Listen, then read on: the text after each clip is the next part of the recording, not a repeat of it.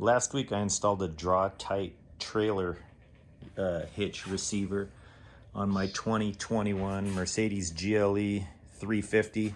One of the things it required was that you remove this bumper bar, and I've been thinking about it over the week, and I decided to go back in, take the rear fascia off again to see if we might find a way to work that back in and use it rather than not have it. So I'm going to show you how to remove this rear bumper fascia, and hopefully that can help somebody out down the road here. Okay, so the first thing you have to do is you have to remove 3 tabs from inside the wheel well here. There's one right down here. The second one is right inside here, if you can see that. And then the third one is just right up here. And then there's also a T15 Torx, which is right up underneath here, that has to be removed, and that's going to be on both sides. So let's go ahead and do that.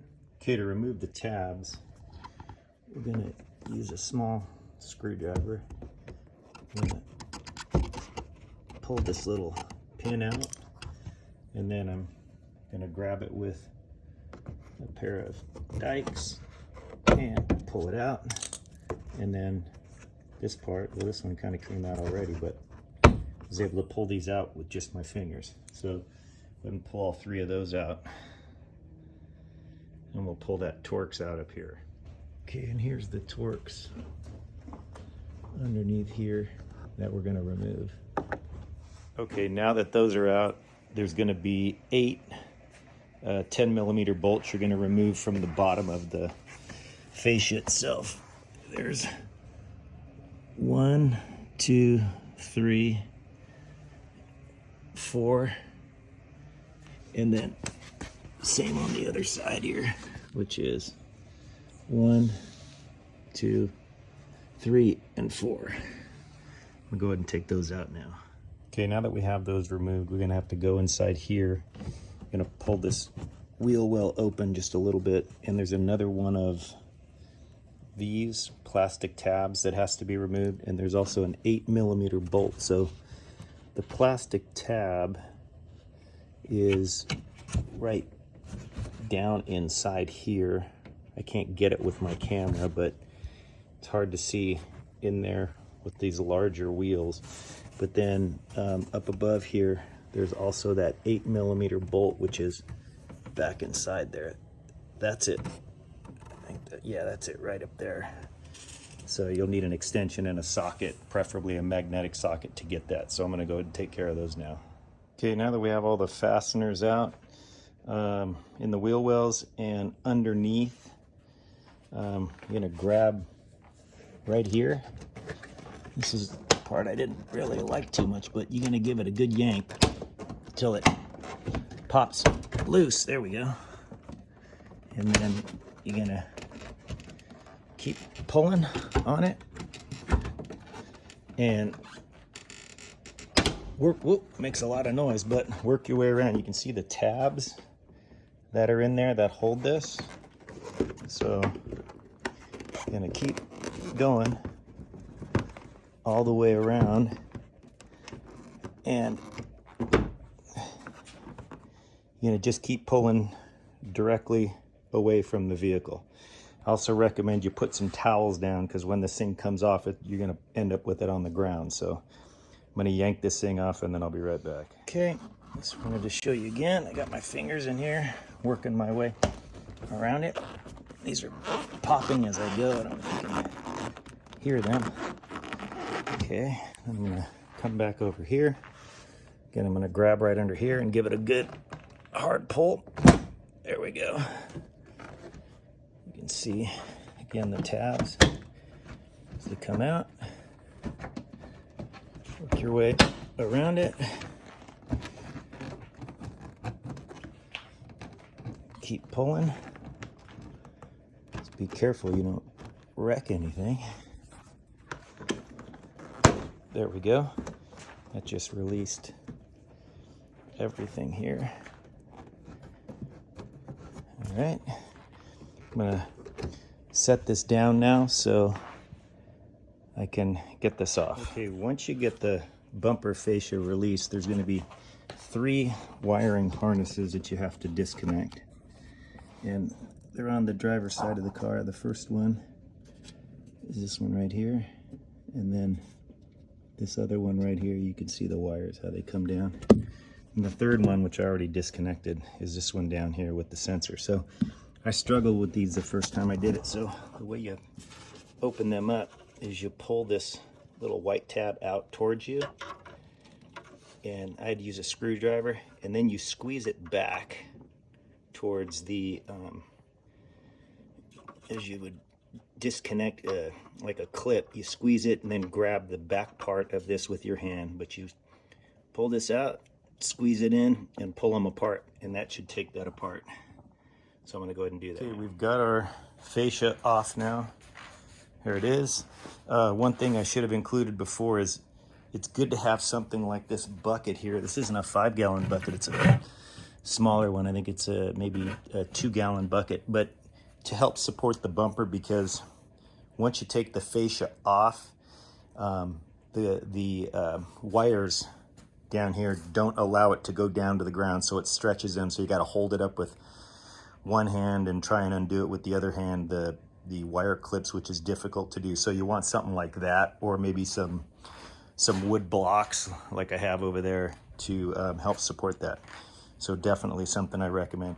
You can also see here's the hitch as it went on before. The bumper bar just unbolts with these 4 bolts here on each side. That slides off, this slides right on. And then on the bumper fascia itself, you have to cut a hole if you're gonna put the receiver on, because the receiver goes down through that. And I just cut it with a grinder and a metal cutting wheel. It cuts through that plastic like nothing. So, all right, I'm gonna see now if I can make that go on over this, which is how I saw it on some YouTube installations of receivers in older vehicles. So I'm gonna give that a try. We'll see how it goes. Okay, I've got the receiver off and I've laid the bumper bar over it.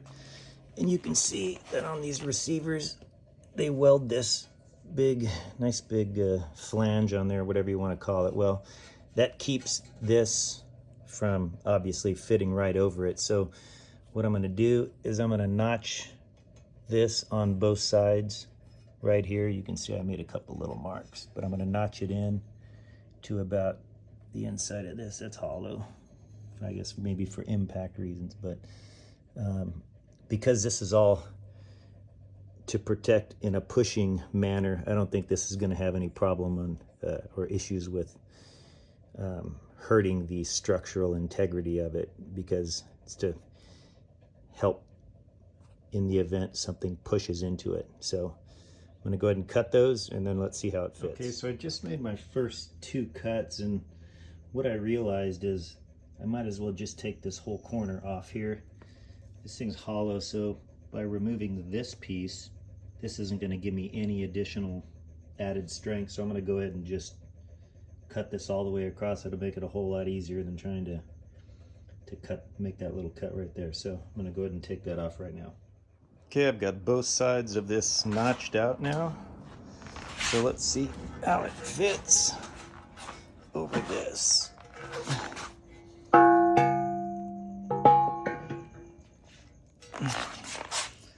That looks like it's going to be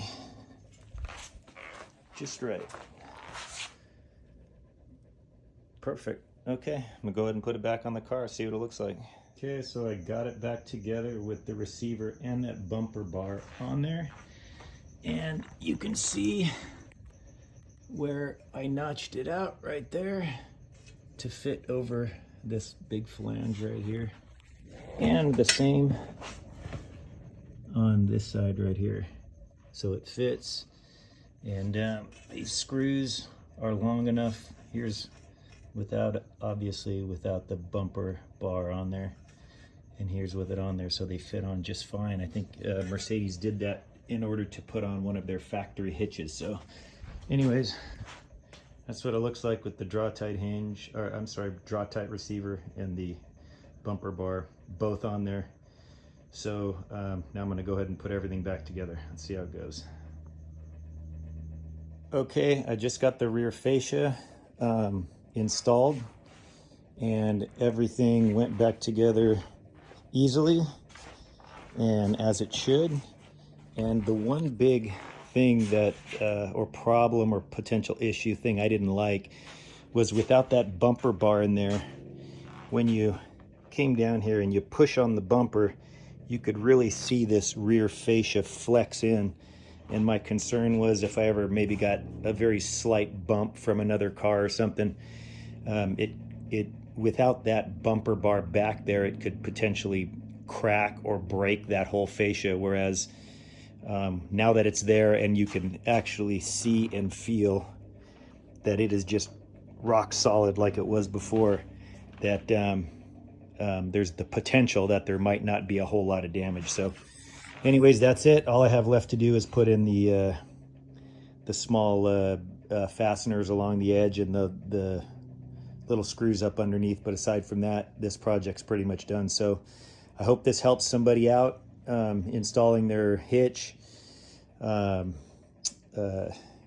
was definitely a struggle to figure it out initially, but hopefully this will help somebody. So thanks for watching.